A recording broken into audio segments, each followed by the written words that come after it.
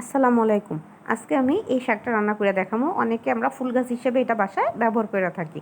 আমি আমার ফুল গাছের টব থেকে এগুলি উঠিয়ে নিয়ে আসছি, তারপরে ধুইয়া ভালো করে কুচি করে নিছি। এখন একটা কড়াইয়ে তেল দিয়ে দিব, তারপর পরিমাণ মতো রসুন কুচি দিয়ে দিব। আর এই শাকটা খাওয়ার টেস্টটা কিছুটা কলমি শাকের মতো হয়, খারাপ লাগে না, কেউ নোনতা শাক বলে।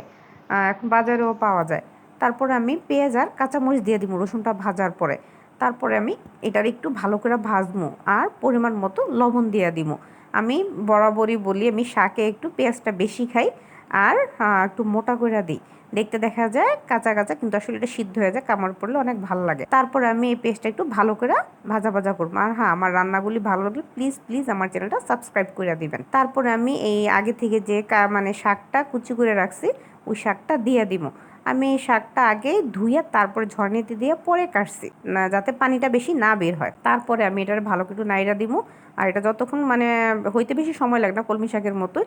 পানিটা যখন বেরোবে, একটু পানি বের হয়, তারপরে পানিটা শুকায় গেলেই ব্যাস শাকটা রেডি হয়ে যায়। এটা হইতে তো এমনি নর্মাল যেমন শাক হয় এরকমই আর কি। আশা করি বাসায় ট্রাই করবেন। আল্লাহ হাফেজ।